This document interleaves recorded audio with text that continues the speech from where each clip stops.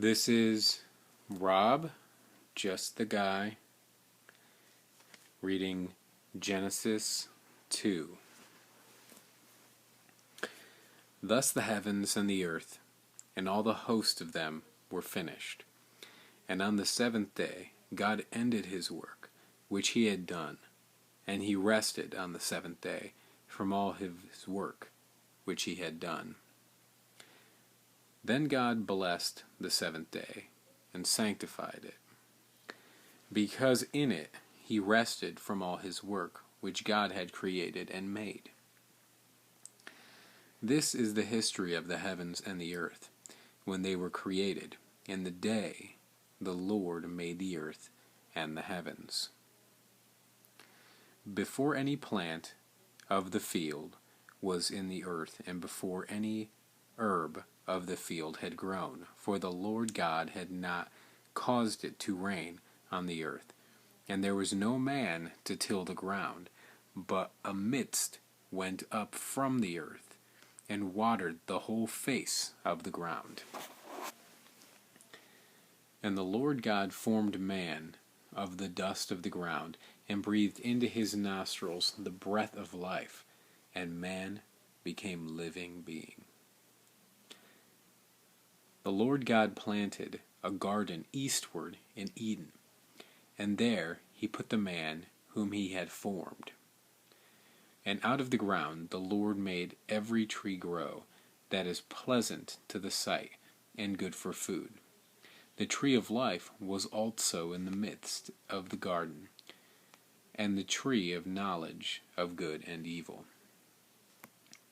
Now a river went out of Eden to water the garden, and from there it parted and became 4 river heads. The name of the first is Pishon. It is the one which skirts the whole land of Havilah, where there is gold. And the gold of the land is good. Bdellium and onyx stone are there. The name of the second river is Gihon. It is the one which goes around the whole land of Cush. The name of the third river is Hiddekel. It is the one which goes toward the east of Assyria. The fourth river is Euphrates. Then the Lord God took the man and put him in the Garden of Eden, to tend and keep it.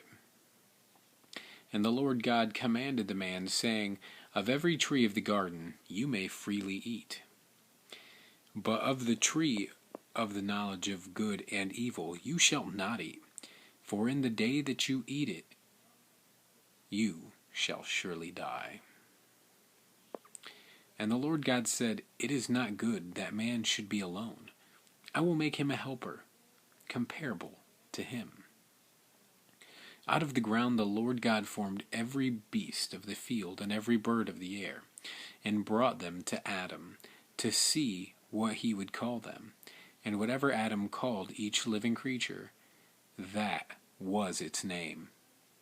So Adam gave the names to all the cattle, to all the birds of the air, and to every beast in the field.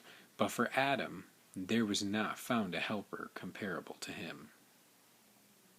And the Lord God caused a deep sleep to fall on Adam, and he slept. He took one of his ribs, and closed up the flesh in its place. Then the rib which the Lord God had taken from the man he made into a woman, and he brought her to the man. And Adam said, This is now bone of my bones, and flesh of my flesh. She shall be called woman, because she was taken out of man. Therefore a man shall leave his father and mother, and be joined to his wife, and they shall become one flesh. And they were both naked, the man and his wife, and were not ashamed. This is a reading from the New King James Version Bible.